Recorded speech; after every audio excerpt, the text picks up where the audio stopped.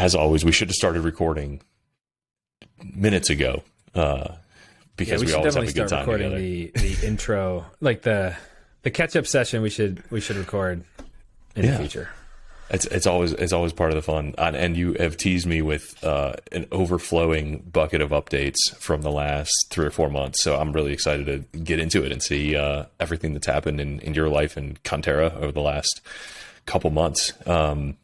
It was fun to go back and listen to the previous episodes and like gather all my curiosities and check out the year-end update that you emailed to me like January maybe. And just see everything that has changed. And this is exactly what we're trying to capture, is like how much shit changes in an early stage startup like this. A lot. So much.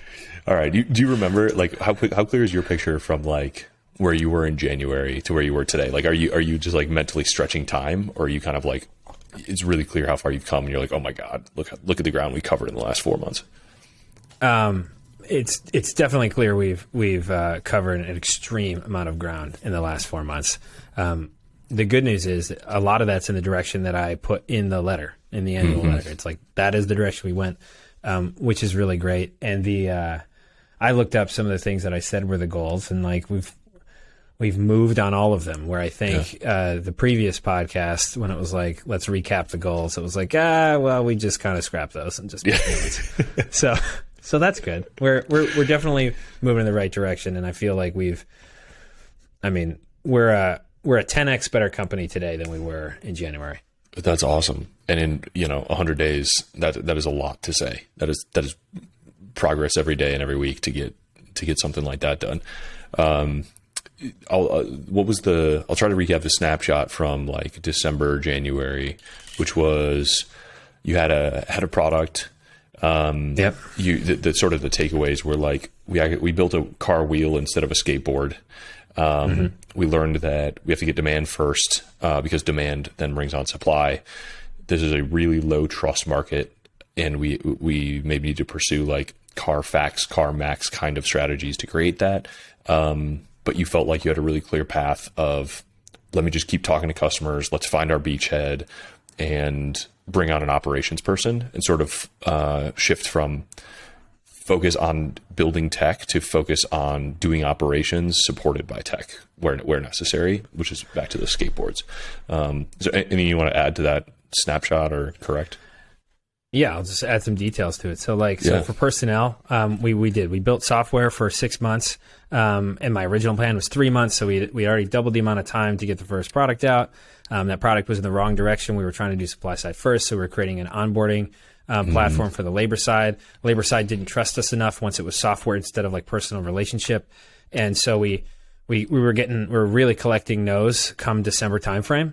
And the software had already taken a long time. It just wasn't meshing the way it didn't need to. And so, first toughest decision at the company was having to let go the head of product.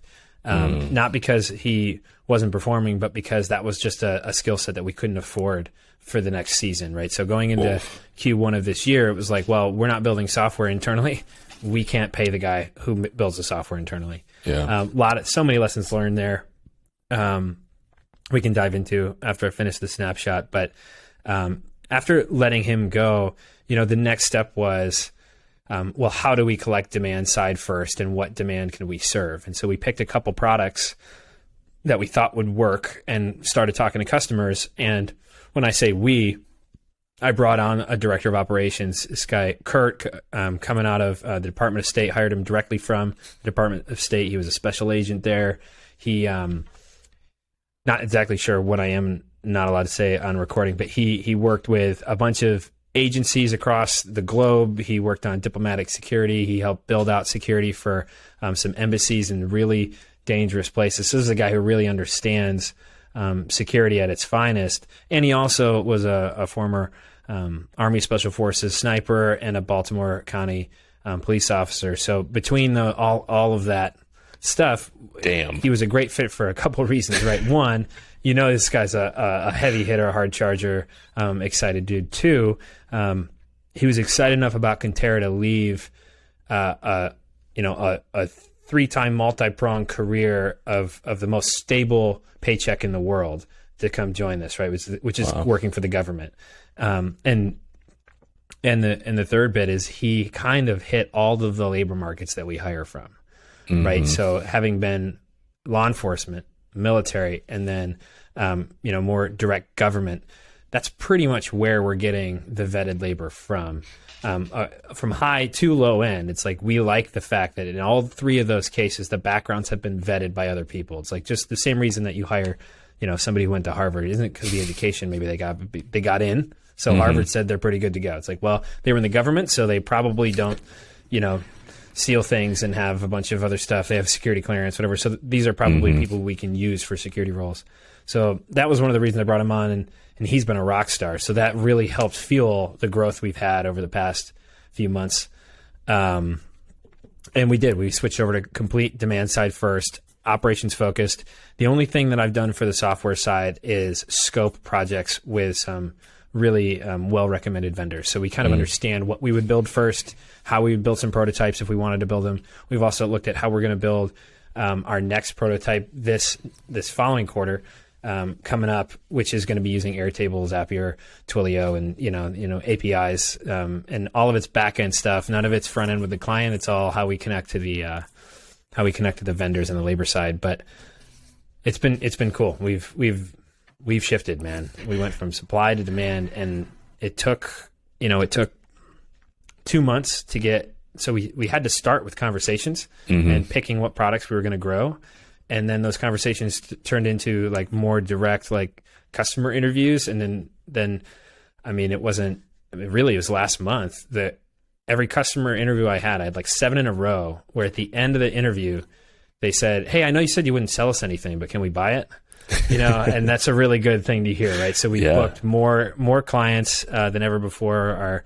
We've got 4 paying customers for May, and we expect that to continue to grow every single month. So we went from 15K in revenue total to 25K in revenue for May.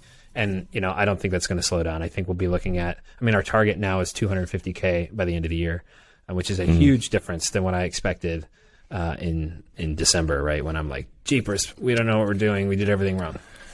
Yeah. Well, and starting that marketplace business is just, you have different expectations for revenue and how it's going to go. And to your point, it takes time to build that pipeline. So a few months to go from a standing start to a relatively full pipeline where customers are converting, and you expect, you got cash this month and you expect next month to be bigger.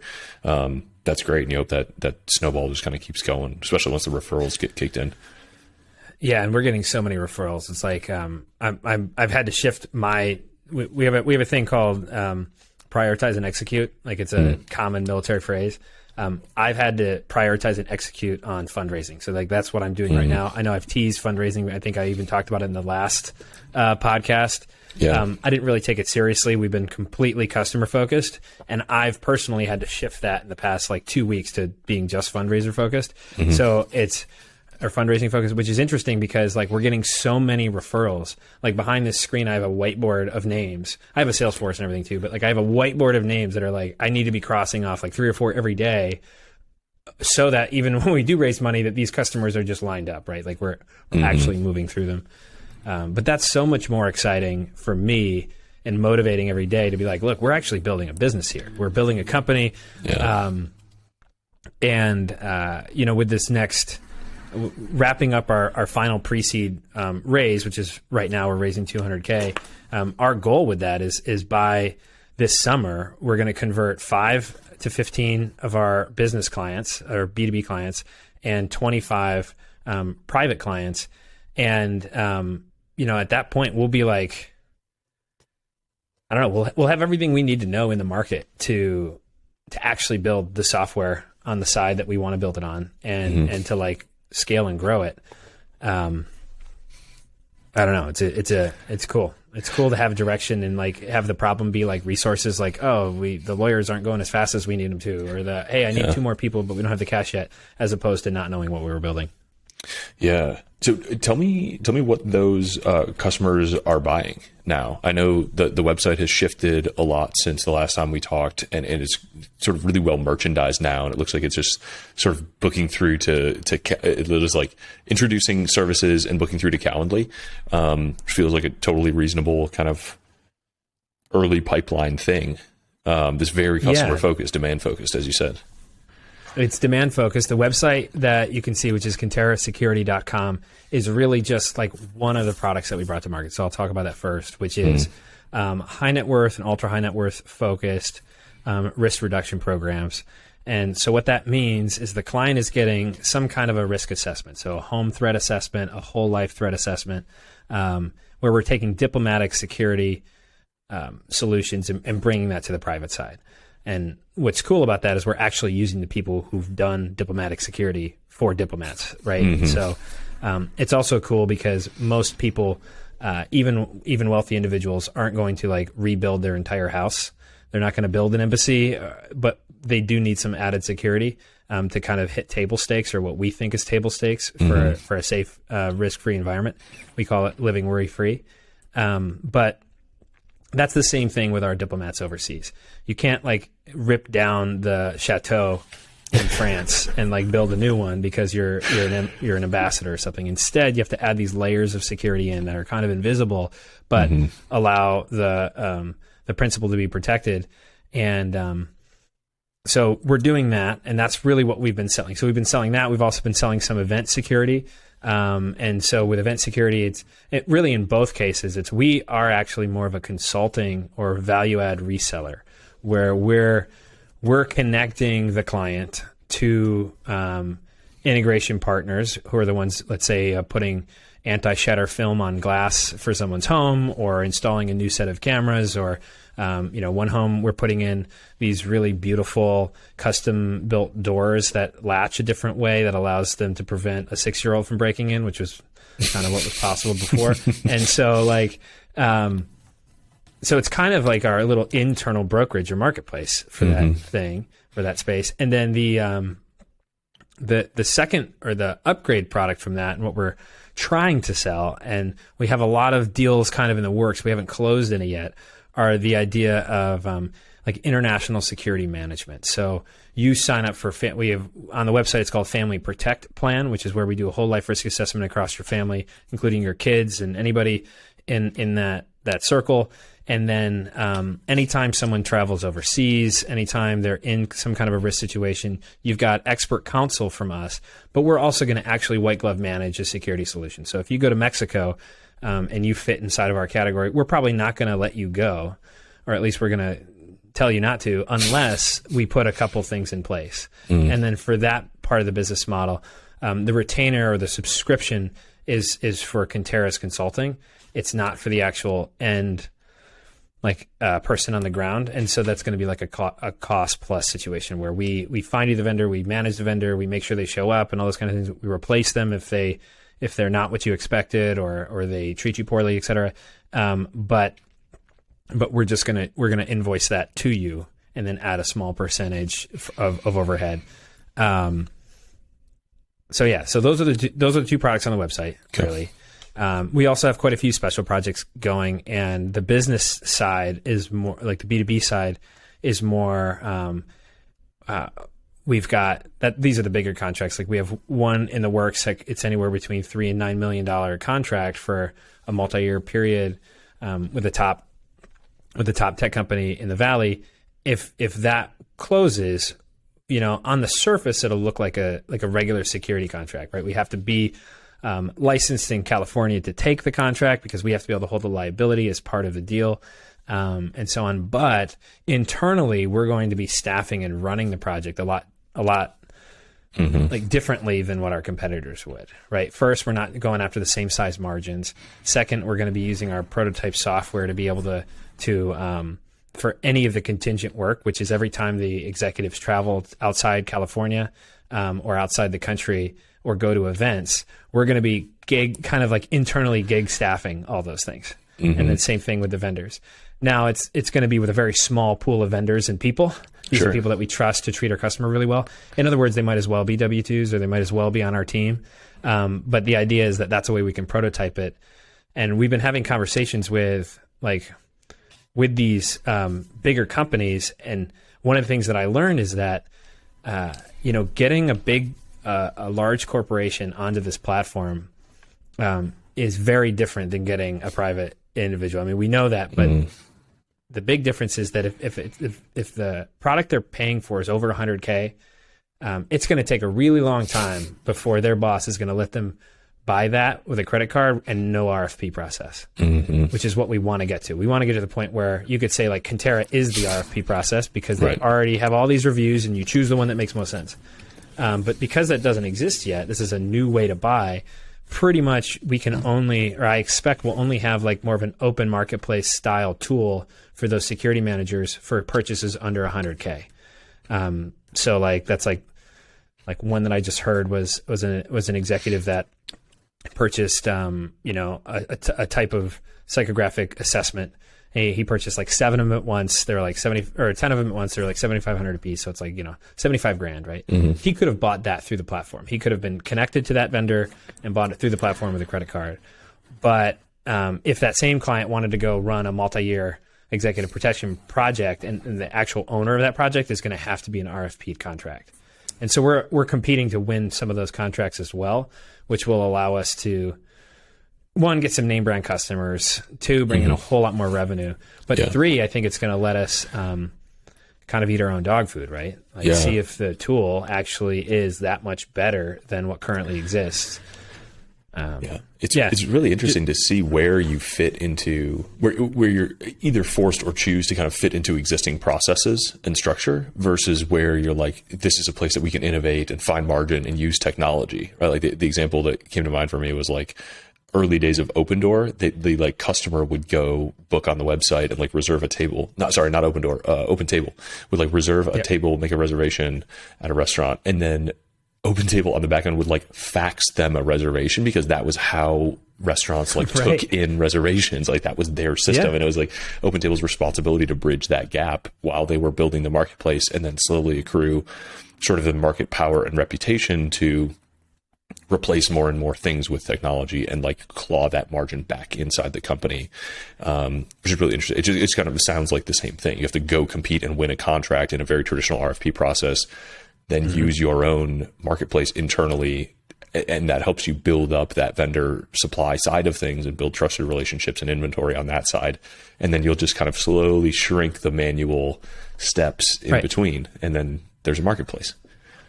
I mean, that's right on. And I think what we'll find, what we need to know by the end of the series seed, right? So let's say so to tell the whole fundraising story right now, the way I look at it is 200K gets me, depending on how we roll, it adds an additional 5 to 8 months of runway.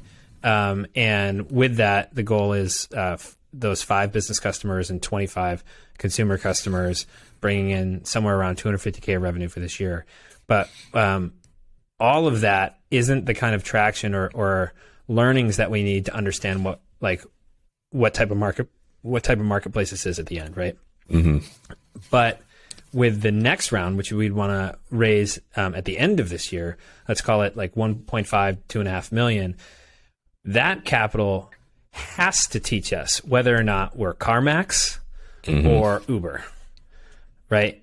CarMax is we own the entire client experience, and then we fulfill it with vetted stuff and connecting all these different dots. They have regulatory capture because they run all of they literally hand you an envelope with like all the stuff so that you can register your car right. Yeah, they become your limited power of attorney with like, it's awesome. Right. Actually. Yeah. Like they take it all over. So are we that, or are we like a B2B version of Uber where security managers at companies are using us as a tool to book all their stuff?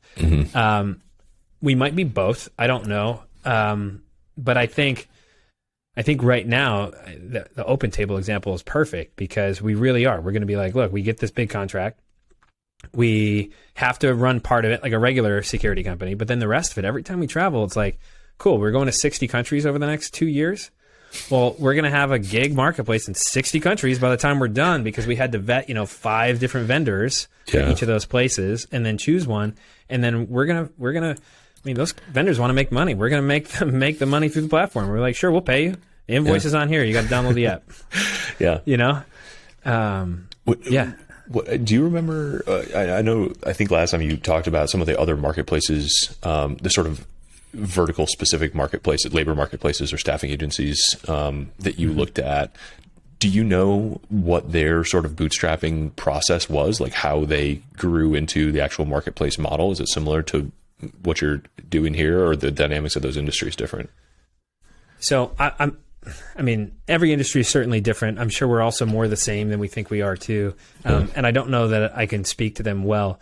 I would say that with like, from the outside looking in with RigUp, it definitely felt like more of an open marketplace, but then it closed. So it was like the opposite direction. RigUp being the marketplace for oil and gas drilling professionals. It's like, it seems like how it started was get a profile on here and then like we're just going to get you through the door or whatever. Yeah. Now it feels a whole lot more like we get you a job, so you just need to maintain your profile on here. Yeah. And the only people that are actually looking at it are our internal staff. And it's some kind of an automated thing. And then we are a direct staffing organization. And I was actually talking to Kurt the other day. I was like, I'm not even sure RigUp, and somebody from RigUp, please give me a call. I would love to talk about it.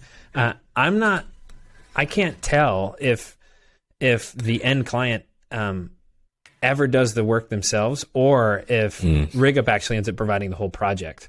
And I don't know. And I think we're going to find that we're in the same situation. It's like some companies are going to want like a vendor on premises that manages everything. Other companies are already going to have somebody who does that, and they're just going to want to be able to get the little a la carte things that they want. Yeah, definitely different kind of customers. If they already have people in-house managing security, if it's a one-off event, if it's a private individual. So how did you align on these two, sort of like the home security audit and the family protection as, the right spearheads, the right first products to offer? Yeah. So first I'll talk about why consumer first or retail first instead of business first. Sure. And that was because that's kind of the foundation there is sales cycle. I just knew from my experience doing enterprise sales at Accrete AI that I was like, look, if we only have this much runway, it's January, and we're going to run out of money. We need traction, and a bunch of conversations with, it doesn't matter what company it is, aren't enough for me. It wasn't foundational enough for me to learn anything or to get it closed. Consumers, man, they'll tell you exactly what they think right away. Even before they buy it. Like I learned so much from all the customer interviews we've done since January. So then we looked at it and went, well, what is going to help us build a top tier brand so we can charge more, and so that we have the ability to move into the business, the B2B side. So it was like, well, what's a product that we can charge a lot for? So who has a budget? And then the second piece was what's something that we can be like the best at right from the beginning. And like actually compete in the market. We're not like faking it till we make it. Like we've got it like handled. And so the people with the budget for security in the private sector are only wealthy people. And so that was step one. It was okay. So we're going to serve wealthy individuals. Is that definition like, of wealth could be anywhere, but yeah, I was going to ask, is that like, where does that start? Where does the security concern, I guess, start as a wealth level? Let's actually put a pin in that for 1 second, because I'll dive into it. I want to finish the other side, which is, so we picked the market we thought was right, which is these people that are high enough value that security is something they'll pay for. Okay. And then the second was something that we could do the best at. And having Kurt just join the team, and I had done a home threat assessment in the past and saw like that there was a profit margin there. I was like, man, talk about good timing. This is a guy connected directly to diplomatic security that like professionally does home threat assessments and risk assessments at buildings. And he's been phenomenal at helping build out that product and using his network and expertise to build that even better. Mm-hmm. I mean, we've taken our the assessments we've done so far to like people who are really doing this work other places going, and their review has been like, your guys are nailing it. Like it couldn't be more than this. And so it's awesome. Good to have a product that's like the best in that space. Yeah. And then and then the subscription side to it, that actually came from a client. That was me talking to somebody and a high-end or a high net worth individual who was like, hey, rather than me like just paying you for this one-off thing and like maybe securing my house, it's like, I actually have a lot more concern when I travel. Like, what if I just paid like some subscription and then anytime there's a problem, I can call you. If I'm stuck on the border in Mexico, I can call you if I can. So you're always on the phone. And then like, he actually said, like, I know a lot of these wealthy people, billionaires, whatever, nobody has a phone number they can call to solve, to fix these problems. And I was like, well, we can do that. We have a network of fixers. So I think you described this to me.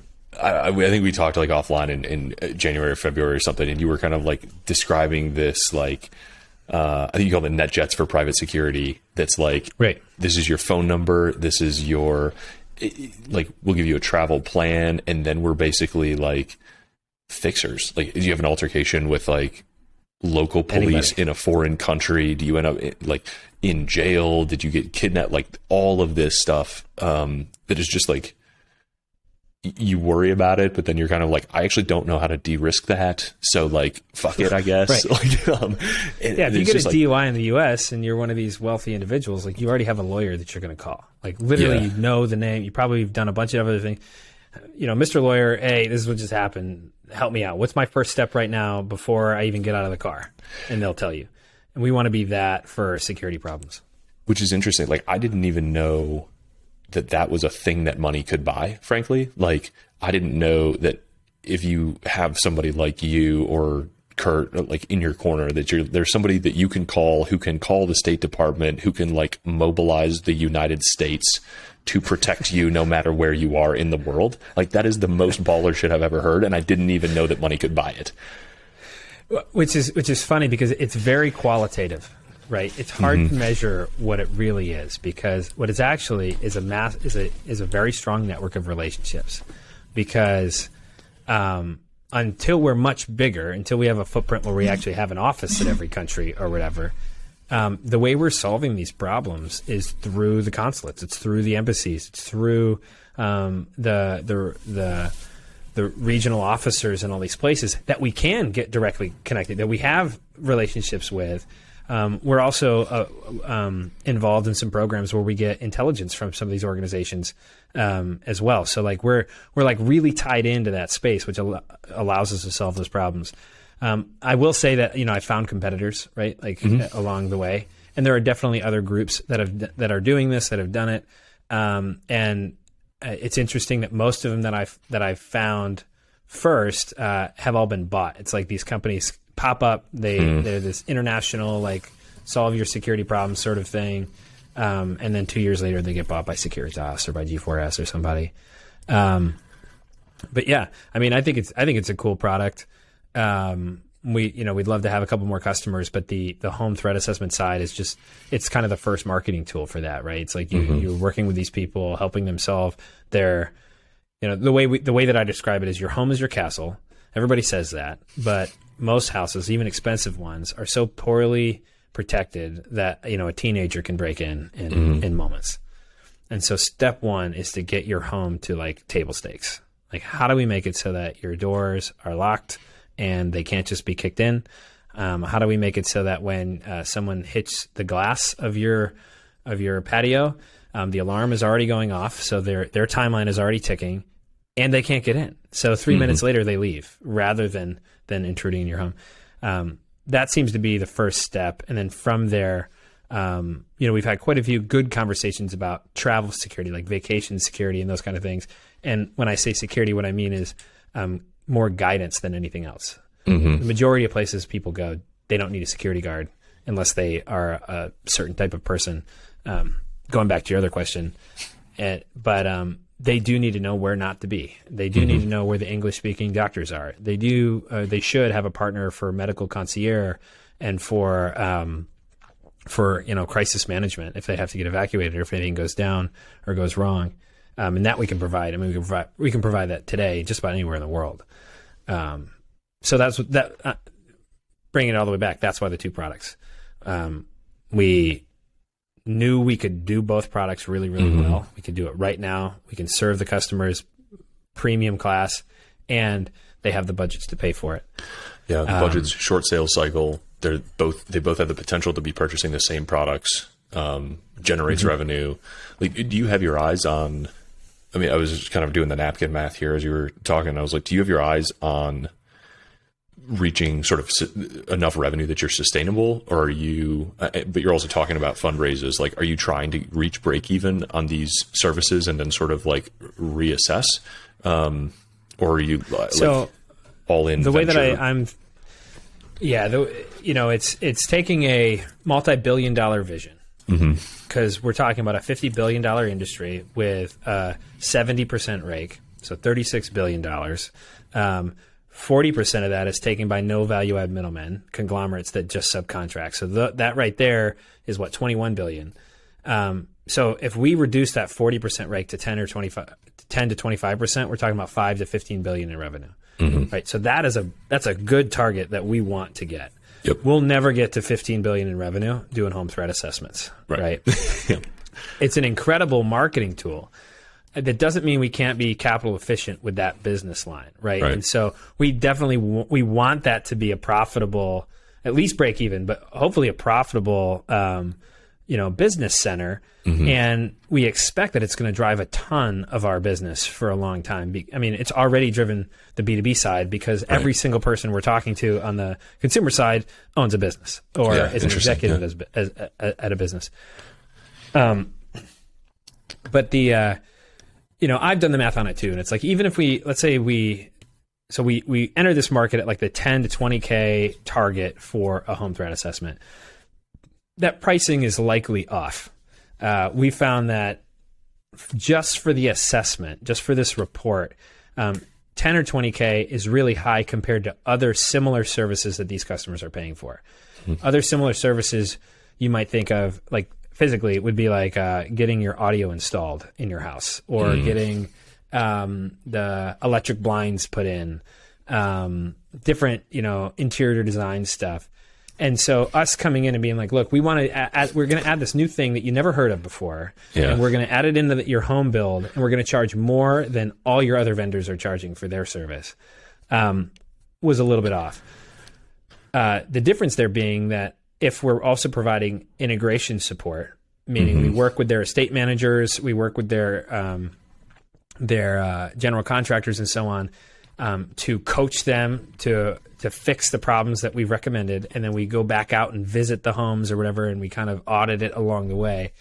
We see another high margin short-term project there, and then hopefully we convert them to some kind of subscription security concierge service, right, which is what we're pulling onto. But I guess coming full circle to, can this be like a profitable, strong business on its own? Gets back to your earlier question, which is like, how much money do you have to have? Like, how much money does somebody have to pay for this service?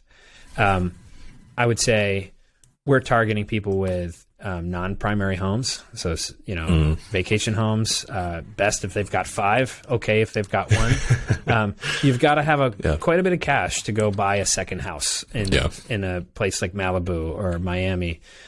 So that market is what it is. That's a great market for the travel security thing. These are all people who are also spending a lot of money going overseas. They're paying $30,000 down payments for a trip to Alaska. They're paying they're already spending money on that. So what's another $1,000 to make sure that trip has some kind of evacuation insurance and K&R insurance, and you've got some guidance, right? And then we can build a little profit margin in there. But for the home threat assessment itself, if we want to grow that, we have to charge less. Let's say we're targeting $5,000. We're marketing it really well. We're going after the 208,000 $1 million plus homes sold every year. That could turn into a real business. If we got to the point where our assessors were regional, so let's say we have you're no longer going to get a Secret Service guy to your house, but maybe you've got the Secret Service guy is the one who audits the report afterward and makes the recommendations. The person at your house is going to be somebody who's like 1099, wearing a Conterra polo and has been trained well, probably a veteran or law enforcement veteran, but maybe not a top tier person. They're going to come to your house. They'll be there for 5-6 hours. If we got to the point where I mean, $5,000 times what, 10,000 homes a year is a $50 million business. So that is cool. The challenge I see with it is getting there is a very long bootstrap story. Like every way I've built it, it's like, man, how do we get to 4? How do we get to 8? How do we get to 25?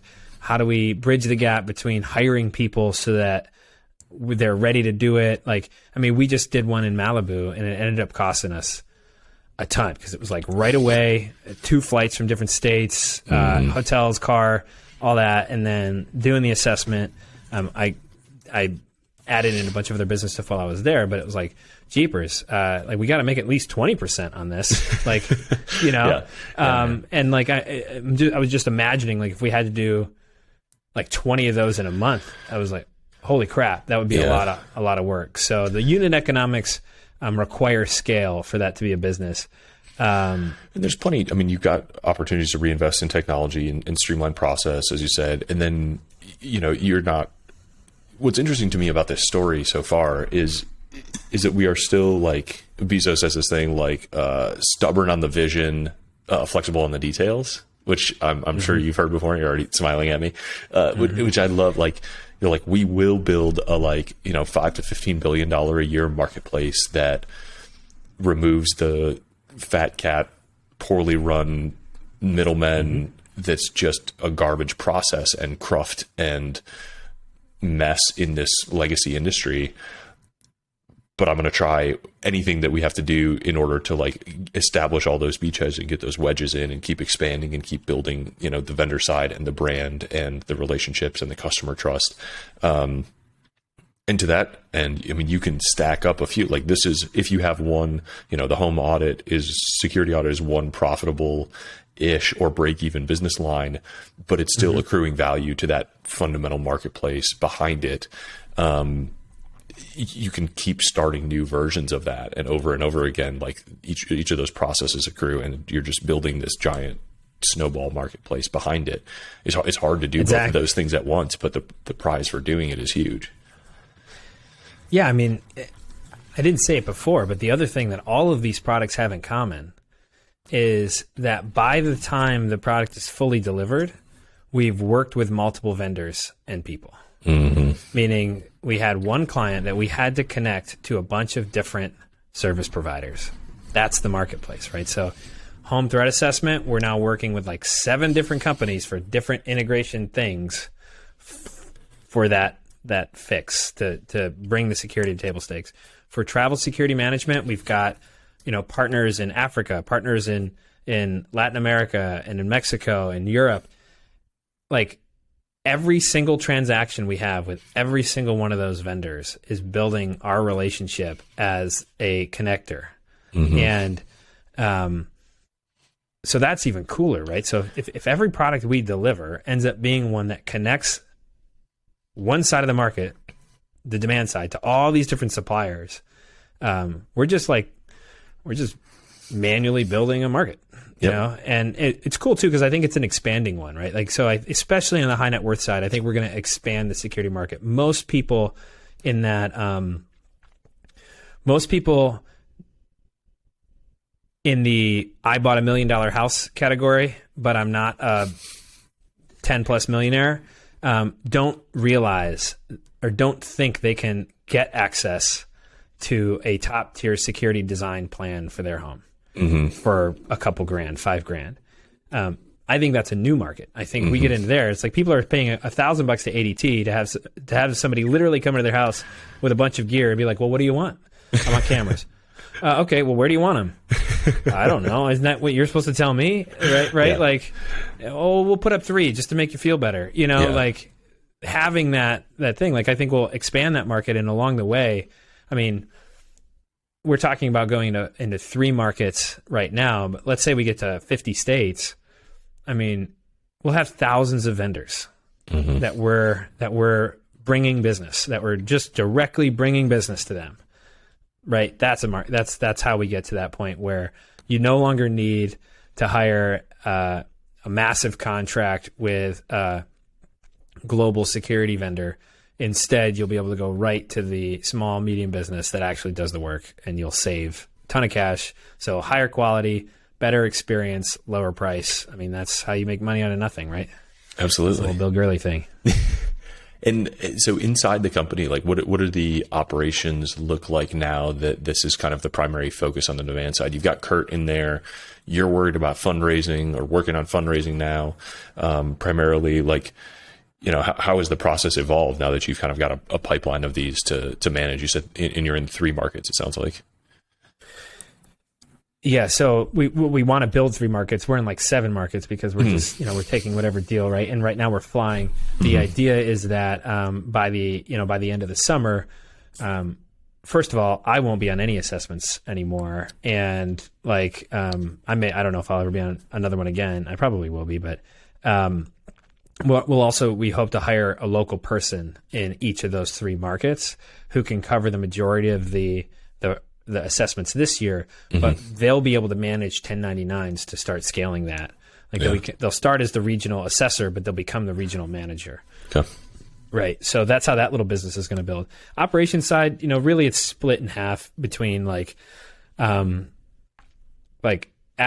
sales, and fundraising is me. And kind of the back end of each opportunity we have, it's Kurt doing the due diligence on how we're getting it done, whether that's for a large, EP contract, executive protection contract, or it's another threat assessment somewhere. And then the threat assessments themselves, he's the one that's jamming on the keyboard and working with other 1099s and people that in his circle to make sure that each assessment's done all the way to the highest quality. That's how it is now. Honestly, I think these next 5 months, we're going to be wearing a lot of hats, of course, but like we're not going to get to hand them to anybody. I don't want to add more W-2 payroll until, especially inside like one of those little business. It could be a $50 million business. That's not little, but like I'm not going to W-2 somebody into that until like that's literally something that can pay itself. Pay for itself. Like. That's the what I said earlier. Like that's the careful capital allocation to grow out that business, where maybe at the end of the summer we might hire somebody who can still serve across different categories inside of our company for the I guess whatever project we're working on, and I don't expect to like really grow the team until seed round, right? Until the end of the year. Okay. I'm looking at your notes here. How was the launch New York experience? There's a little accelerator incubator thing you went through the last couple months, or is that not started yet? So no, it has started. So Launch New York is a program that New York State funds, and I might get it wrong, but you can go to launchnewyork.org to see the details. But it's a really cool organization. They've got like a grant or government kind of funded seed investing thing, and then they've also have a private investor group that then tries to like double that amount and come in to help support your early raise, something between like 50 to 200K worth of cash or something.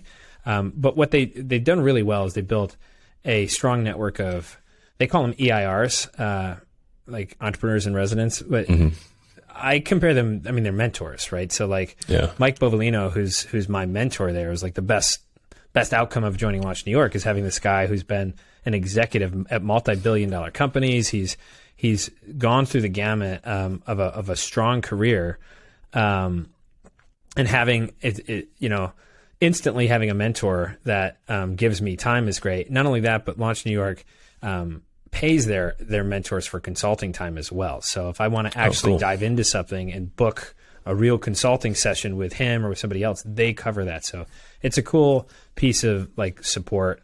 I've been in like the kind of the startup community builder scene now ever since I left San Francisco, and I've met with so many people, and it really seems like Launch New York is doing something pretty well. They've got a strong portfolio. They have, I think, at least 1 or 2 Western New York unicorns in their portfolio. Nice. They're it's the every other organization, don't kill me here, but I don't know that I've seen another government funded organization that's actually had such a cool impact. Yeah, I would say it's hit or miss on some of the public startup focused stuff. You kind of end up with bureaucrats running small them. And, space. Yeah. I've only seen a few too, but it's hit or miss. Let's call it hit or miss generously. Yeah, I would definitely recommend anybody in Western New York to apply for Launch New York if you've got a company that can make more than $10 million. I think their minimum is you're targeting at least a $10 million business in 7 years. Oh, okay. So they're looking for startups. So you don't have to have $1 billion idea, but you've got to be building something that can grow to a full team. It's not like a one-person consulting company or something. Got it. Okay. Another one of the bullets you dropped me here in prep was spent a little too much time on shiny object deals. What were the shiny objects? I think this is a perennial challenge in especially this like early ambiguity thing where you're like, ooh, revenue potential, like, yeah, woo, it's hard to resist the going down those rabbit holes. So I think I'd qualify that bullet a little bit, which is it's not that I went for some shiny objects, it's that I spent too much time on them. I know that's what I said, but there's a key there, which is some of those shiny objects are turning into deals. Yeah. The problem was if I spent 2 weeks and all I thought about, talked about, riffed about our 15-minute stand-up turned into an hour of ideating on some shiny object, right? Yeah. So like one we're working on is, 2 billionaires who are buying this massive airplane that's been converted into a like live-in 4-bedroom suite, Air Force One style aircraft to go travel the world and visit all these different countries over the next couple of years. I was like, man, this is it, right? This is like a $1 to $2 million a year deal to do executive protection for these people. We're going to get to work with vendors in all these different countries, going to help build the marketplace side. Like, man, this is it. But that sales cycle, I mean, we've pretty much won, but there's 1,000 things that slow down billionaire adventures, right? Like their businesses, like the war in Ukraine actually confiscated the airplane. So now they got to buy another airplane. Like all this, they're not Russians, but like there was like a title problem with a Russian oligarch, and so like all these things got in the way. And when I looked back, I was like, man, I could probably fit into 3 hours all the actual work I put in on that project, maybe 10, because I went to some consultants and friends and like we built out like how we would do the project and so on. But man, did I waste a lot of time ideating and talking and dreaming about it. Interesting. Because of that revenue perspective. And I think that's been the case with a lot of the B2B deals. And what we learned, and it's been going well. Like we just had one walk in the door. That's the largest deal we could have. I mean, it's like a $9 to $12 million deal. It would close this fall. We're like being coached through it. But fortunately, I've had enough of those not pan out in the past, 4 months or whatever, that I'm like, I'm doing it professionally and correctly, the same way that I did when I didn't own the company in Accrete, right? And being like, we just put it through the process. We don't have a sales playbook, but I know a general enterprise sales playbook. We're going to work that. We get to a certain point along the way, we may hire a consultant or two to help us really nug down on pricing and make sure the proposals are beautiful the way they need to be. But like, I can't just every day think about it. Like if I think about that, it's like everything else wouldn't be important, because you'd be like, wow, $12 million. Who cares about that home threat assessment? It's like, well, the vision is all this other stuff that we're trying to build. And that's the shiny object problem, especially with enterprise sales, man. How many founders have all of us talked to that are like, bro, we got 20 million in pipeline. Yeah. It's like, well, good. Keep talking about it. Like, let's, what are you delivering? What are you building? Et cetera. It's 2 $10 million deals that like the odds that you actually win them, like the expected value of the pipeline is like $20K because they're, right. It's a 1% chance at $20 million which is definitely different.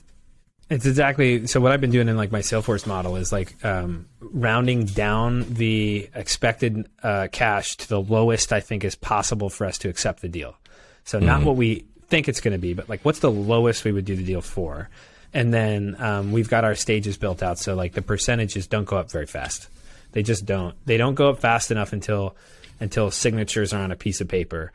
I think we're at like 20% until after we have like an LOI and we've established a multi-person like champion team inside the company. And so you're like that. A lot of Salesforce models will put that at like 70%. I'm like, yeah. I don't think so. Well, we're a brand new company. There's like 1,000 reasons that like somebody would walk in the room or pass the glass door and be like, "Hey, go with that other company." And we're like, oh well, shit. Yeah, it's really interesting that I don't know. There's a good nuance of like it's not that you shouldn't have done it; it's that it could have been more efficiently done. I suppose. I think that's a good lesson. 100%. When you're a 2-person team with some 1099s around and everything comes down, like what I should have been doing during that time, I should have taken half of the time I spent on that on building more relationships with the people that I'm raising money from, right? Because I already know what my priorities are. Like I need to be able to pay payroll and I need to sell deals. It's like, well, if I put all my time in selling deals that are going to take 18 months, like I said, that was the consumer versus business side, right? Right. Like I don't get to pay payroll with those deals for another year, so. I got to raise money. Yeah. Interesting. Okay. Is there anything else you want to cover? I mean, on the like at the business level or strategy level, it sounds like no big change on the vision, only kind of refinements on the approach. We talked about the sales pipeline. We talked about the team. I want to do like a little bit on more personally on like you and your experience and your work habits and stuff like that. I don't know. Maybe let's wrap up with like the fundraise. You want to talk about the fundraise process so far before we put a cap on sort of the business chapter? Yeah, I'll kind of summarize all of like how I feel as a business with into the fundraise right now, which is our business is in 10x better shape than it was in January. Right? Like us pivoting to demand side first was very, it was another gamble, but it worked. And like now we know when we collect demand, vendors are talking to me, labor's talking to me. I have like 27 resumes for like the aircraft thing in a very short period of time. And these aren't joke resumes. These are like some of the best people in the world to go do that stuff. Yeah. Like the supply just came. And so demand was right. Small note for anybody who didn't listen to the second episode or doesn't remember it is that like when we last looked at this, we were like, oh shit, we cannot accrue supply without a present contract and demand to attach them. So like you couldn't add supply to this market without the presence of demand. So realizing that and shifting to demand first and seeing that supply really does appear when you have the demand is a huge, huge unlock. Counterintuitive to what we expected in the first episode and like what the strategy was in Q4. So that is a huge like proof positive and sort of like earned secret, I think. Yeah, and there's more nuance that's probably not worth filling up now, but like I've also learned a lot about like I think testimonials and brands and logos and other ways to build the trust I need with labor, who's a very specific type of. I'm not trying to put everybody in the labor side into one basket, but there's a couple characteristics that kind of go across the board, and there's different ways to get over that. And I think we've figured out what most of those are, and so that's a lot around the type of demand we're trying to bring in. So that was the big decision, and then from there, it's kind of just worked. Maybe a tiny bit slower than I'd hoped for. Maybe I would have wanted 8 customers 2 weeks ago or 2 months ago instead of 2 weeks ago, but like it happened. And so now we're at the point where we really did. We went demand side first. We took some time to figure out which product we wanted to do. We took some time to build that out and talk to tons of people about it. And then we finally started saying, yes, we'll do it. We started doing it. Each of those has turned into more. Like every single home threat assessment turns into another home threat assessment. And that's allowed me to build the confidence and the kind of testimonials needed to get the B2B conversations started, because even though I'm not focused on them now, I still want them to close in a year, right? Like it requires the whole length. I don't want to wait forever. So it's kind of like, I feel like all the traction has finally come together. We're like, we actually should have, 5 moving B2B clients and 25 to, I keep saying 25. I'm trying to undersell it. It's very possible it could be up to like 50 of these private individuals, right? I think that, honestly, I think it's going to be limited by what we can handle, not how many customers that want to buy the home threat assessment product, which is cool. So all of that traction is wonderful, but we have to pay payroll, and that's where I think my one mistake was just the timeline. I just felt so strong coming in. Raising the first 300K was really easy. And so I dove right into the customer side. We pivoted, we found the traction, and I expect this fundraise to be really easy as well. But I have to, execute on it right now. So my focus has really shifted to fundraising so that we do have, the cash we need to actually serve all those customers over the next 6-7 months. So we're raising $200K now, which will be the last money we raise inside of a pre-seed round. We're keeping it on a safe agreement. We're keeping it with the same terms that we raised the last $30K in January on, and we just opened it up this past Monday. I've been sending out new decks, sending out new exec summaries. So I'm excited for it. I mean, I'd love to close it in a couple weeks. It would make it a whole lot easier for me to get back to work. But right now, it's kind of like I owe my director of ops and his salary. I owe my wife a little bit of stability. So I really have shifted my focus for right now is telling the story. Hey, we've got the traction now. It's like first it was a dream and a vision, and we did it wrong, and then we shifted, and now we've learned something and it's working. So let's raise the capital needed so that come September, August, we actually have the business that deserves $2 million or more to scale into 2023. So that's where we are. So interesting. So use of funds on the pre-seed is like payroll for another 6 to 9 months to basically close all these, basically the sales pipeline, get the cash in the door. Probably it sounds like some sort of process optimization and maybe some of the technology stuff that you scoped out, but really like set up for the seed round, which would be much more the use of funds around like technology and sales infrastructure and more brand. I think the KPIs for the seed are going to be where we are on paper with business clients that are larger deals, where we are in revenue on on private clients, and like how we've actually developed regions. I think a really good bonus point there would be if we got region specific enough over the next like 4 or 5 weeks that we actually could hire somebody that pays for themselves in Miami or in Malibu, and it would free up a lot of time for Kurt, which would be awesome. And then but we're only going to do that if it pays for itself. And then the third thing that I do think is important is showing that we can build a no-code prototype and be using it for the vendor side. So that's also something that we're going to have to fit into these next 6 to 9 months. And we may use some consultants to help us with that. I've been building some stuff myself, which is, I mean, honestly, Airtable is pretty straightforward. It's not like we're doing something crazy here. What we're doing is like keeping track of vendors, keeping track of reviews, of invoices, and in documents. And then we want to kind of patch it all together with Stripe so that we're actually processing the payment part through an app, through a Conterra app, even if the only users are the actual current customers or current vendors. Yeah. Which is awesome. I mean, your vision and your year in review thing was our top priority for 2022 is to establish repeatable transactions enabled by technology, and that's it in a nutshell. That's it, man.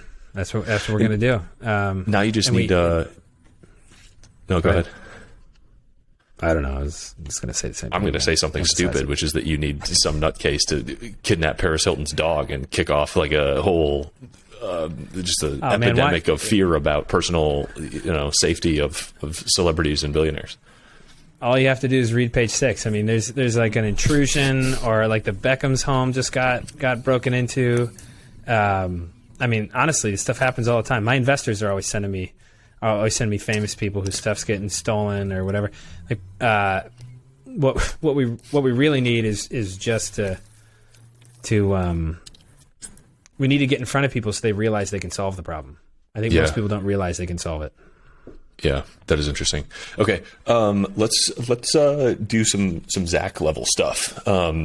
Yeah. One of the other bullets you said in here was entrepreneurship is really hard, like surprisingly really hard. which coming from a man who's had a 10-year career as a Navy SEAL says something. So I'm curious what's behind that subtle little bullet point. Yeah, so I think the big shift between so there's different types of hard, right? Mm-hmm. And I think there was a uncomfortableness in the unknown for the first 7 months out of the last 10 months, where it was hard, not because of all the work I was doing or the time it took, but because it was like, what am I doing? Every 3 weeks we were learning from more customers that what we were doing was wrong, or that, hey, even if we did that, the unit economics wouldn't get us where we need to be, et cetera. So like that was one type of hard. When I sent you that bullet, and I think where I am now is, it's like hard, but it's good. It's the hard thing about hard things idea where, we don't have the answers, but we have direction on everything we're doing, and we see the outcomes.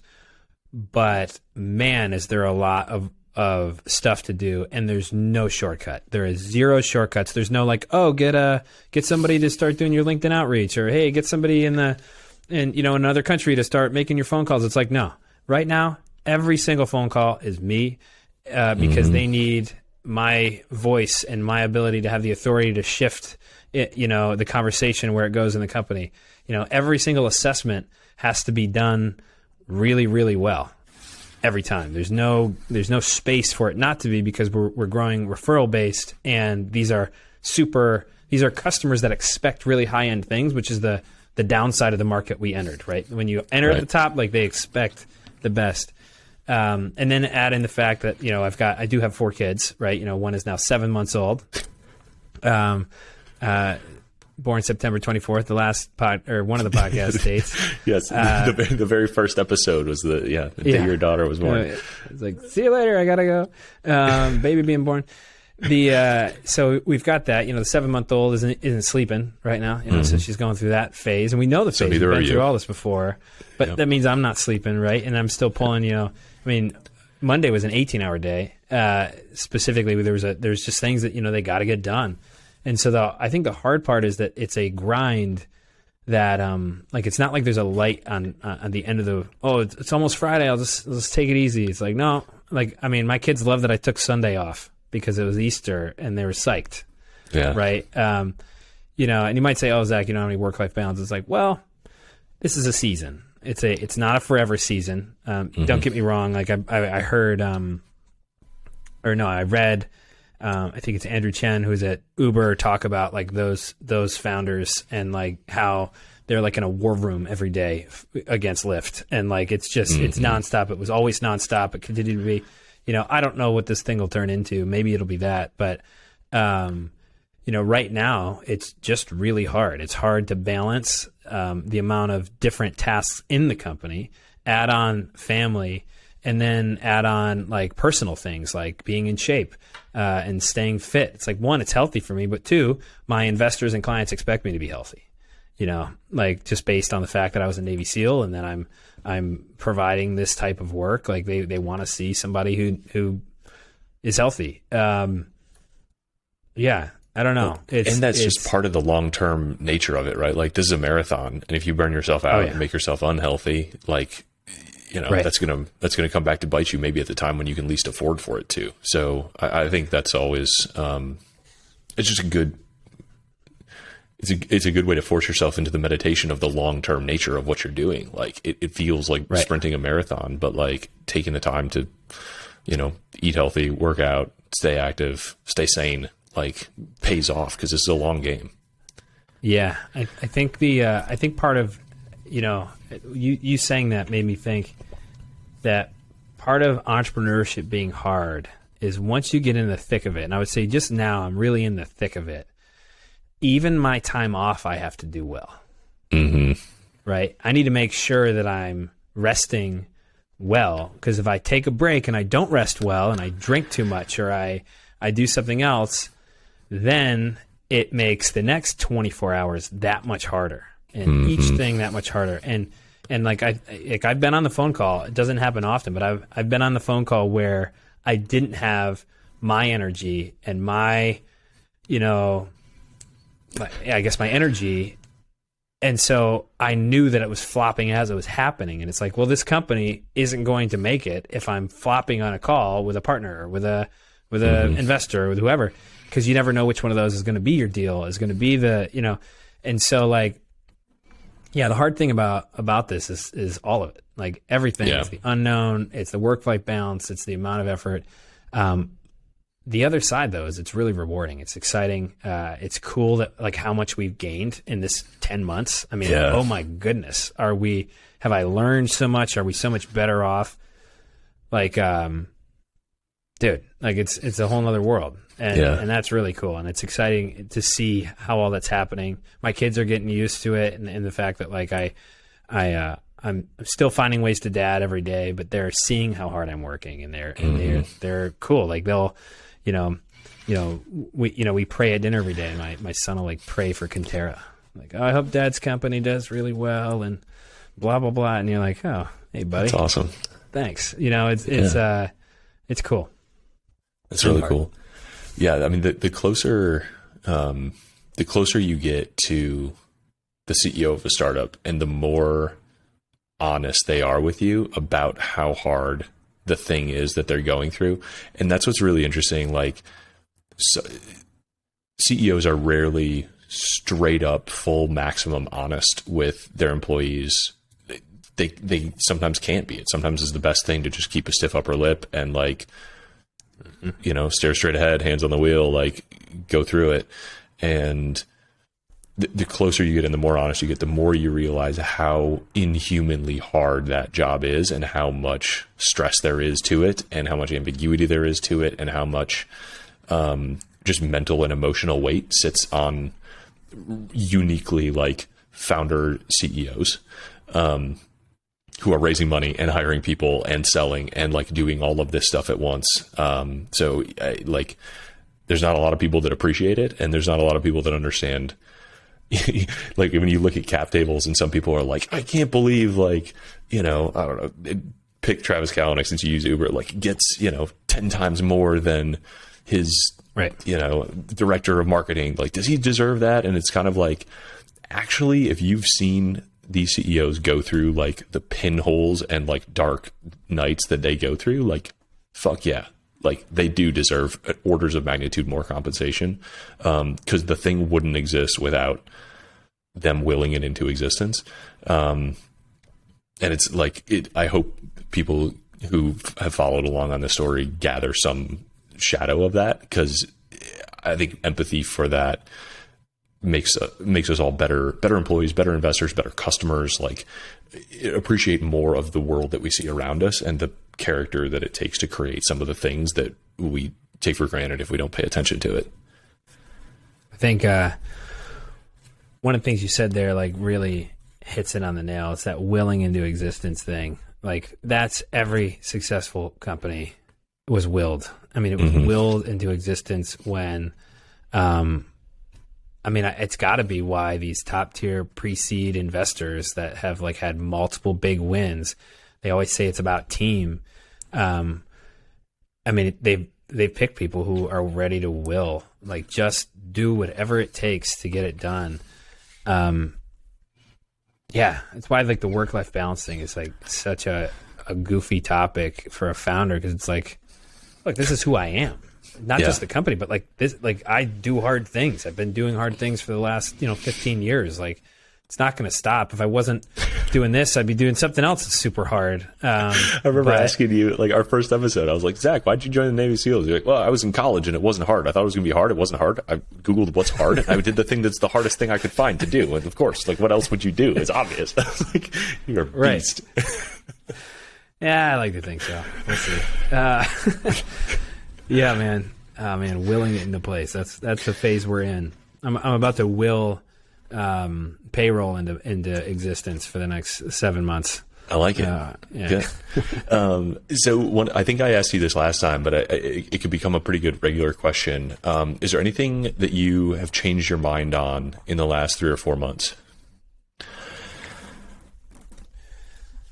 And I don't know if this is a helpful.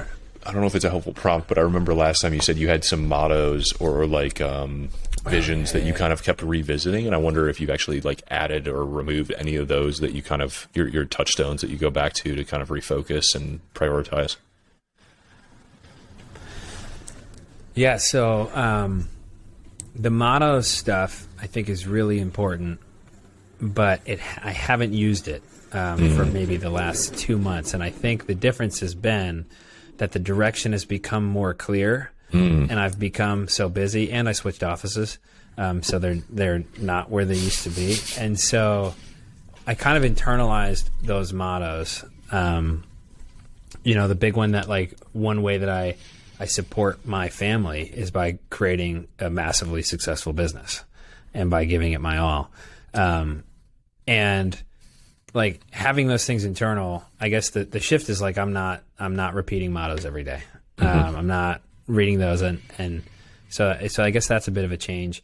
I wouldn't be surprised if during another emotionally hard time, if I get to one, difference between entrepreneurship is hard. Sometimes it's hard because of all the stuff.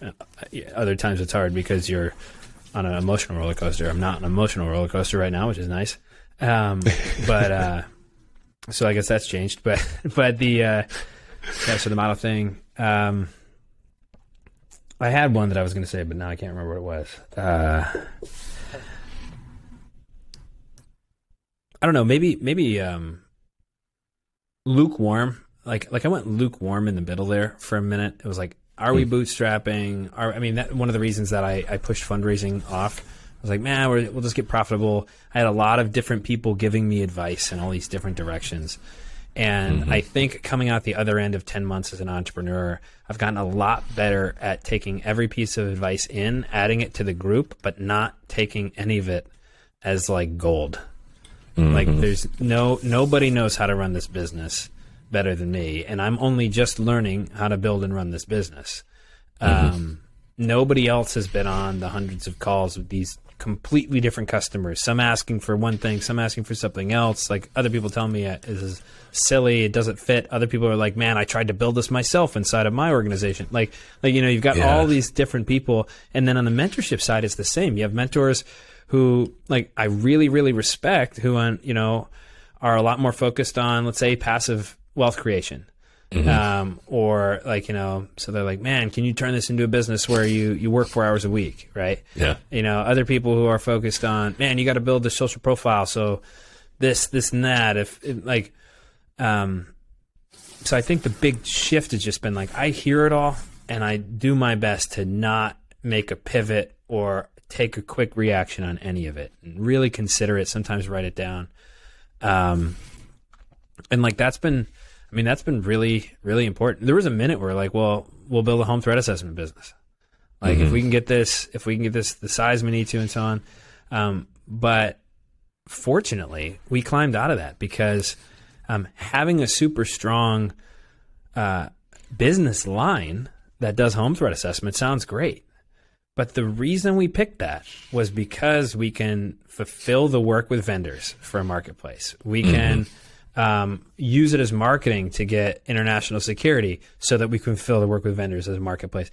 Like we can get into businesses that we can then start selling workforce management tools as we build them and everything else. So it's like, why let a tiny bit of success in one space, push away the goal, which is a multi-billion-dollar company. Maybe the other thing I've learned is everybody says they want to build a $1 billion or a multi-billion-dollar company. I do, right? I don't know if I've ever heard a pitch ever that somebody wasn't like, and we're going to be $1 billion in 7 years. You know, I don't think most people believe it, and I definitely don't think most founders believe it. I didn't mean founders. Most mentors believe it. So I don't think most founders actually believe it, and I don't think the mentors do. And the mentorship part is where it's hard, because mentors want what's best for you in a lot of ways, right? They want you to be successful. They want your family to be successful. They want you personally. And that's so important. And they have so much more experience, right? They also went through the $1 billion dreams, right? Most of them. And maybe it's because I don't have a billionaire mentor, right? Who did it, who actually got to that point. But I think the majority of the one-liners and wisdom that I've had to like take and couch for later has been stuff that actually takes away from my multi-billion-dollar vision. Interesting. And so that's been a shift in my own like filter system. Yeah, because one of your mottos was like, we are building a venture scale $1 billion plus enterprise value like concept. And if you mean people who love me dearly are like, that's cool, man, but like, man, you could sell this company. If you get that contract, man, you could sell it. You'll have $5 million. You can go buy the bass boat. Like you're set. Yeah. And it's like, sure, but that's not what I'm trying to build. I'm already set. I have a house in Rochester, New York, with the mortgage is like what it costs to like get a gym subscription in San Francisco. Like, I'm good, right? What I want is to build a badass company. Our new mission, the way we've put it, is we're increasing the quality of life of 1 million workers, in the men and women in the security industry, while making the purchase process less complicated and cheaper. So the outcome is quality. Obviously the mission's written better than that, but like, that's the idea, is like, we're going to impact 1 million people on the worker side, and we're going to completely change a dirty industry. Like I always come back to this one-liner from one like executive security manager that I met, who said the private security industry is a dirty industry of relationship arbitrage. And I was like, let's fix it. Like come on, it's 2022. Like, this industry has no transparency, software, anything. Like, it's crazy. Yeah, no reviews, no Carfax, no CarMax, no well lit safe marketplace, no accumulating information anywhere, no directory. Like, it's nuts, man. I mean, there's people running security at massive firms, massive companies that have zero experience. And I'm not saying that they're not good managers, which is probably what they do today. But somewhere along the line, they were responsible for the safety of assets and people they had no idea how to protect. None. And that's because it's a like an edge industry that people purchase for a bunch of different reasons, liability, asset protection, whatever, with no experience buying. They don't know how to buy it. Nobody knows how to buy it. They need a Carfax report. They need reviews. They need somebody to coach them there and not take a 40% cut off the top. Yeah, I love that. Increasing the quality of life of the 1 million men and women who work in the security industry. Like, that is there it is. Put it on the deck. And hopefully, it's the summary. Okay, good. Yeah, I mean, I hope that helps. That should speak to everyone involved in the industry too, right? Like, that is the kind of sort of principled stand that earns you like market leadership. I think if you execute on it in every message and way and means that you have, like in all those relationships, which starts with phone calls, which is exactly what you're doing, right? Like, that's why you have to be on all these calls. Like, you want everybody who works with Conterra to understand that vision from early on and appreciate the values that you're operating with. And if we take that as the North Star, we're going to increase the quality of life of these million people. Mm-hmm. And we use that as a filter for everything we do.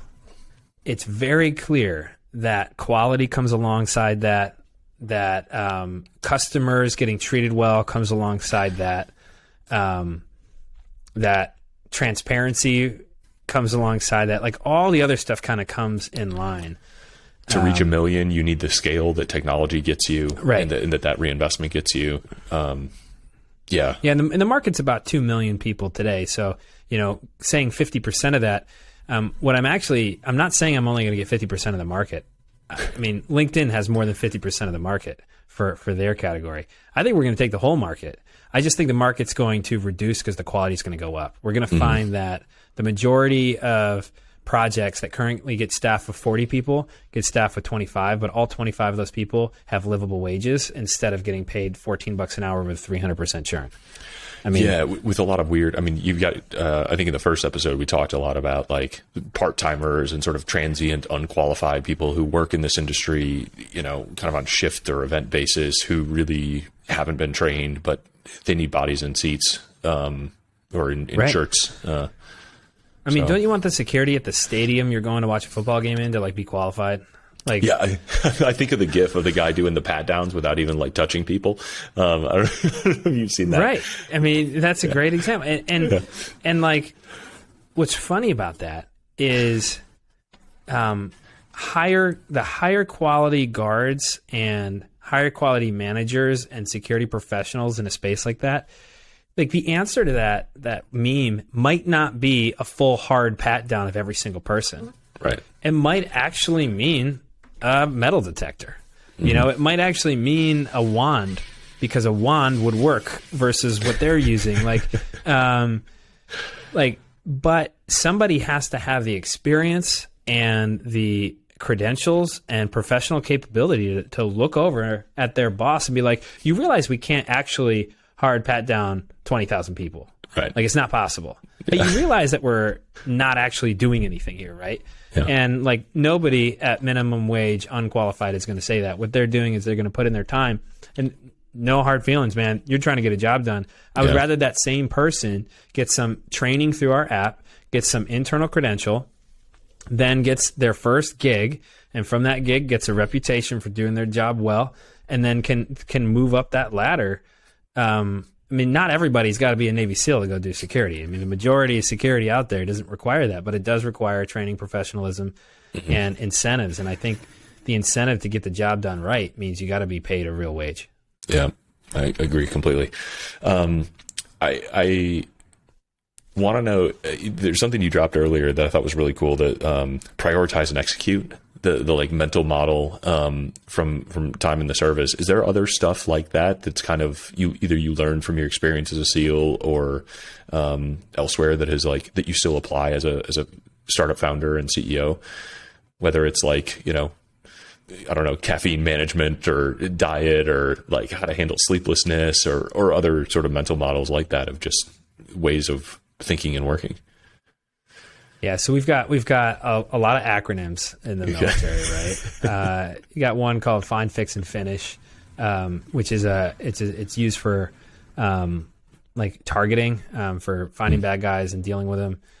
The same methodology is useful in sales, in the same level of like amount of time per category there, and like what you're trying to do.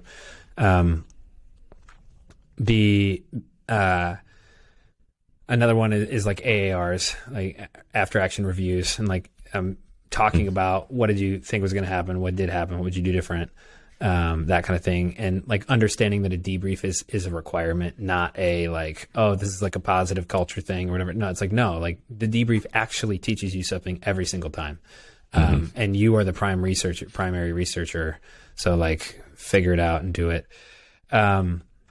I have another saying that I took from the teams, which is always err on the side of aggression. Moderation is for cowards, which is a great one. My wife loves it. I say it to my kids all the time. They need a little bit more context before they take that one to bat. But I think it's like that's what founders need to do. Yeah. I think you have to err on the side of aggression. Moderation's for cowards. Lukewarm's not getting you anywhere. If you're making decisions in your venture-backed business like a person, like how you deal with your own finances, how you deal with your own time, how you do it, like it's not going to grow. And I've had bouts of that, but some of these mottos have kind of come back. What else? It's like, as far as like health, the key there has been like, just do it. Like you got to just keep doing it, even though you don't want to. And having some discipline behind that from the military has been helpful. So like I wake up some days and the absolute last thing in the world I want to do is go to CrossFit at like 5 in the morning. But you just got to go do it anyways. So you wearing your CrossFit shirt? Yep. Yeah. Parget CrossFit. It's funny. I'm not huge on the like the different, like, I don't know, social groups. People call it like CrossFit a cult, those kind of things. The gym I go to in Rochester, Park Ave CrossFit. The only reason I went was this was the closest gym. Like it was a gym I could walk and run to that had Olympic lifting equipment.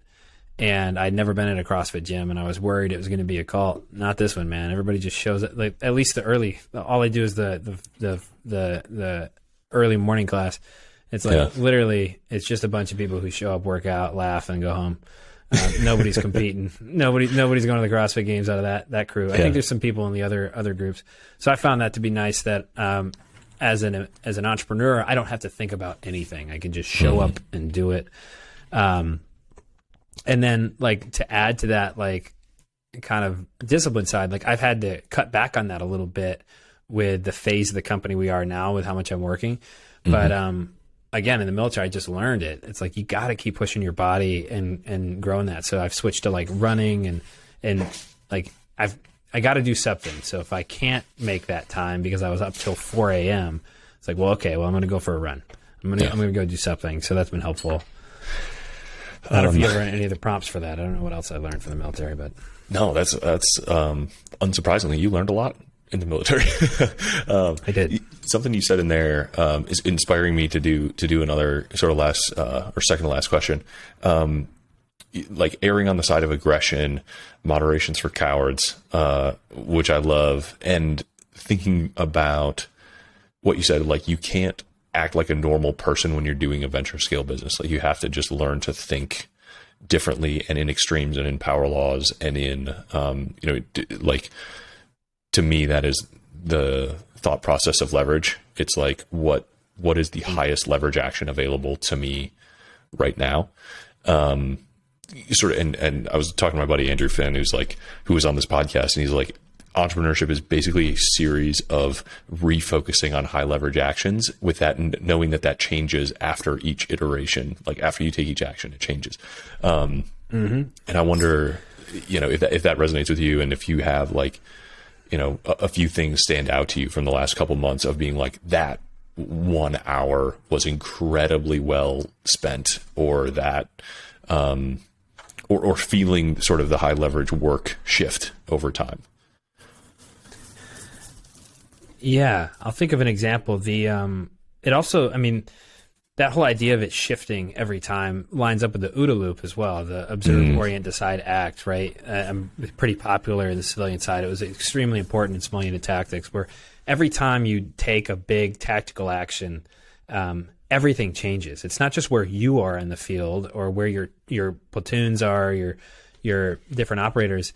The enemy changed, the sun angle changed, like everything changed every single time. And so you can't just plan 7 steps ahead. You can have a plan. We have the plan your dive your plan is another one we use for diving, which is pretty much space, right? Because we do it at dark or at night, totally dark, with like a compass and like your fin count to like figure out where you're going. So you better have a good plan for your dive. You're doing underwater nav like that.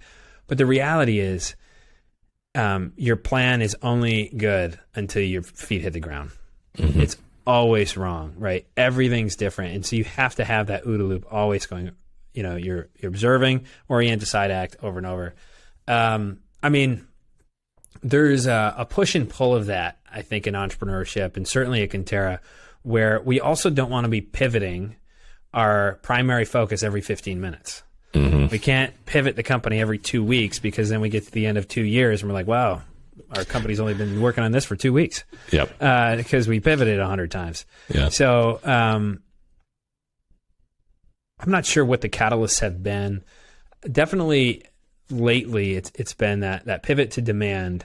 Everything changed, but then it's been all small pivots inside, which feel more like development and iteration than they feel like fully shifting direction. You know, and we have to go all in sometimes on things we didn't expect. So, for example, Colorado surely was not like one of my targets. I wasn't thinking, oh, we'll build out in Colorado. I was thinking pretty much everything's coastal. People travel these places, vacation, all that kind of stuff. We have like 3 clients in Colorado. And so now it's like, well, we're pivoting. A piece of our company is going to be in Colorado. We're gonna do these. These are some awesome clients. We're gonna figure that out. And then once we've gone there, probably mid-May, end of May, we're gonna have to, like, that AAR is gonna be like, okay, do we ever come back to Colorado? like was this worth it? And if not, we pivot. And you might say, oh, that doesn't seem like a big deal. Well, it certainly is, because that next decision on if we're coming back means whether or not we're going to open an entity there, whether or not we're going to get licensed to do other security work and kind of hold liability for the marketplace there, whether, like, there's a lot that goes into that decision. And you just kind of have to swing, right? Like, it's after I just spent 4 days in LA, it's clear. There's no question. I mean, the amount of referrals and conversations I've had since then, like, I think in 1 week, like, it's skyrocketed, like, you know, Beverly Hills, Berkeley Heights, like Malibu, Agoura Hills, like all of it. Every one of those fits in our category. So it's like, we're doing that. And everybody likes to brag about this stuff. So, like, put the two together, let's go. But yeah, I don't know. Those are probably the work catalysts. At home, I think it's just been having to really consider just like, what does working hard at home look like too? Like I can't just throw in the towel at home because work is really hard. So it's like, what does that look like? And you know, up until I opened up fundraising, that meant my phone was off from 5 p.m. to 8 p.m. if I was home during those hours. So usually at least 2 hours a day, my phone was off, which helped me not think about work during that period. So my kids got me, and my wife got me, you know. But then you gotta continue to adapt with what you've got going on. For fundraising, that's not an option, right? If I've got an investor who says he's going to call, and you know it's in a time frame, I'm not going to say, hey brother, sorry, don't call me that during that moment, because like I'm not going to answer. It's like, nope, you got to be on. So you just got to pivot along with it, and yeah, I guess I would say that to anybody who's a parent and getting into this game is be ready to work hard on both. If you don't, it's going to fall apart. Yeah, that's really interesting and important. Last question. How can we as me and listeners, help Conterra? Like, what is a useful, maybe referral? Obviously the fundraise is going on right now, at least, probably will be when this podcast comes out, and for a few, probably a week or two at least after. But like, how can we show up for you and continue to contribute and, help you increase the quality of life of the 1 million men and women who work in the security industry? I like that mission. I'm going to keep using that. Yeah. I mean, that's the mission. And it's, that's why we got into this in the first place, right? The first idea behind this was the career enablement platform for top tier veterans to do international contracting work. So that was like the first iteration, and it was to protect. It was not to unionize, but to protect and help these top tier operators get paid what they deserve. We're still going to do that, and we're still building that into it. It's just we're going after 1 million people instead of 800. So how can the listeners help? So a ton of different ways. obviously we're growing on the home threat assessment and the travel security management side. We're ready to serve both those markets. So, I'm ready to have a sales conversation with anybody. Also, the majority of the conversations I'm still booking are just customer like discovery calls, like Steve Blank's customer discovery, where, I ask for 25 to 45 minutes, depending on, I ask for 45 or 25 and have them choose, and then I keep to it. But the idea behind those conversations is I ask a lot of details about how people are purchasing services, what types of services they have, what type of security scenarios they've been in their lifetime. I try to stay away from what do you think of this product or would you buy this? And so anybody who wants to have that conversation, get on the phone with me. I'd love to have it.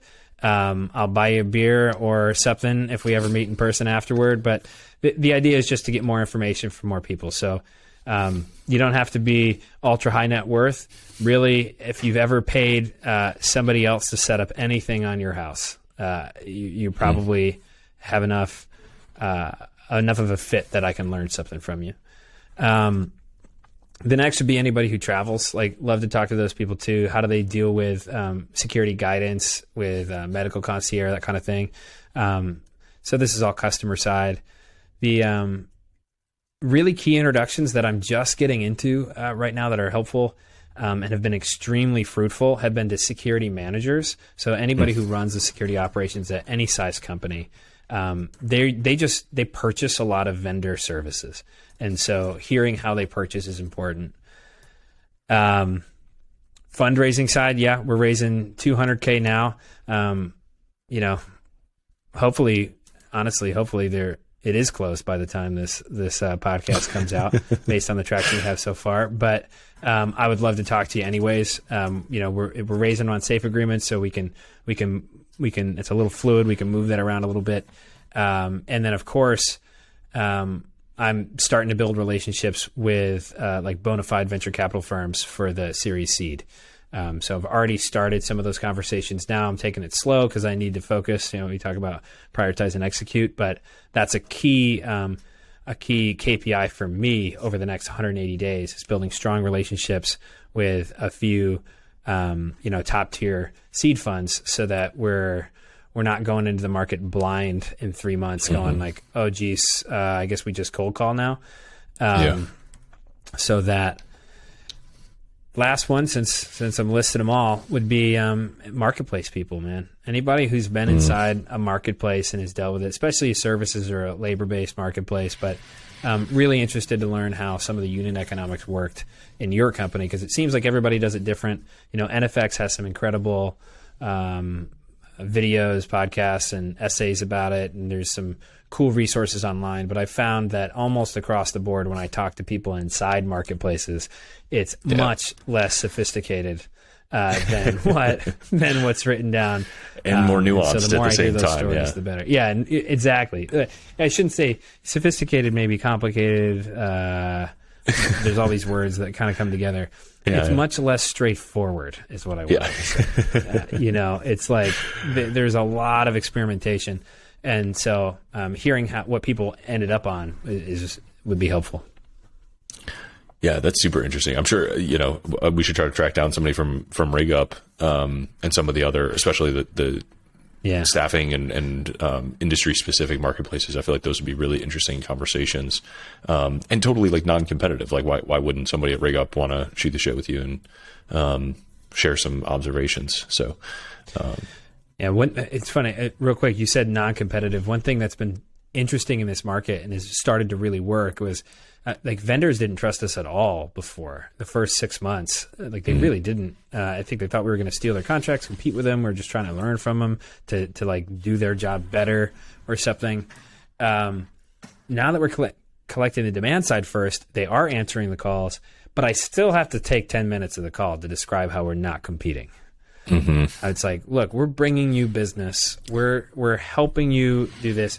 Our goal is for you to be the most successful vendor possible, and to have higher quality outcomes, and to have better people applying for your jobs. That's what we want to do. But man, it's hard. it takes a second for them to be like, oh, okay, so let's figure out how to help each other. And I'm like, cool, I know how you can help. Let's talk.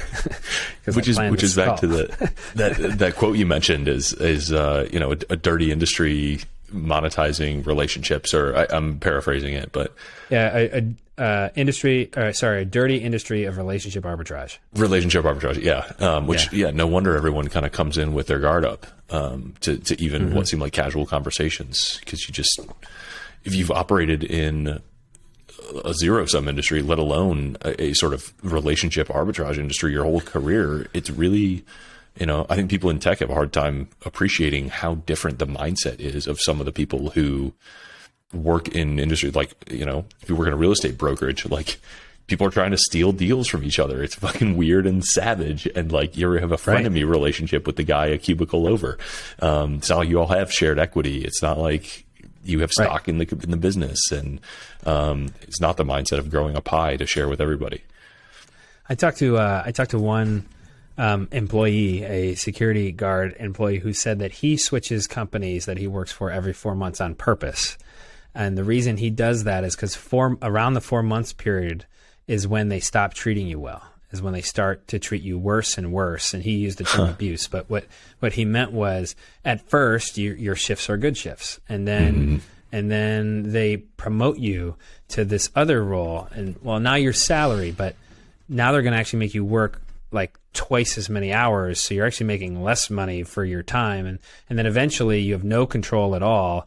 And this is this one experience. So he goes, yeah, so I just quit every 4 months. I switch companies because they just abuse you after that. And I was like, oh my goodness, we got to fix that. Which sucks for everybody, right? Like, it's so predatory. It's like, it sucks for the people who are paying for security. Yeah, like, right? They don't want a guy or people who are getting like forced into like bad hours with bad training with bad outcomes, and on top of this, what we know and see is that those main companies don't care because they have the long contract anyways, and their business model more or less is, look, the value we bring is no matter what happens, you won't get fired because you hired a big name, right? But, oh, yeah, somebody broke in, there was a fire, and the fire safety stuff didn't work the right way, blah, blah, blah. Well, insurance will still cover it because you hired a big name, and you won't get fired because you hired a big name. Ugh, gross and bad. So the opposite of gross and bad, and the opposite of Munger's, seamless web of deserved trust, which is how we all want to be spending our lives, and the optimal sort of relationship that we can have with others. So I love that. Yeah. Okay. Man, as always, thank you so much for taking the time and showing up and, being candid. I know every hour matters for you and your business and your family. So thank you for keeping us all up to date and, bringing a little bit of your experience to the world and sharing what you learned. It means a lot to me, and I enjoy it. And, we have thousands of people sort of following along on the journey and rooting for you. And it's fun to see it unfold and learn all together. I definitely enjoy it. I enjoy coming on here. I look forward to today. I cracked a beer for this one. It's a cool break from the reality, and I'll get back to my whiteboard list of people here after this is closed up. But it's fun. I do wonder though. You mentioned something earlier of like how getting CEOs to talk about the realities. I wonder at like what size company it will be where I just start to sound like the same like talking box of every other CEO founder who has to like keep 99% of what's actually occurring under wraps. We'll see if that ever happens, or if we can build open forever or what. But hopefully we can just have a great therapy session once a quarter. I hope so. I mean, maybe we'll have to do it offline, but we're in a beautiful spot where like, the podcast feels like a scale where it's still this kind of intimate thing. And like your business is small enough that it's not like you got 400 people working there and you got somebody at your company listening to it who's got like an adversarial relationship with you, and like investors are trying to like nitpick every little thing. And like, I don't know, we're also like rooting for you and supporting each other. And, I don't know. It is interesting to think about where that flips, but if we build such a great business that I can look at my investors and I choose the terms, then I can do this normal forever. We'll see. We'll see. Let that be the goal. And I'll good that I look forward to. Yeah. Well, I'll see you at the Capital Camp after party that you host, and look forward to catching up in person in a couple weeks. There's some new things happening with that, so we're good. Yeah, I can't wait for the dive bar stories. I'll see you soon, man. Oh yeah. Yep. See you, man.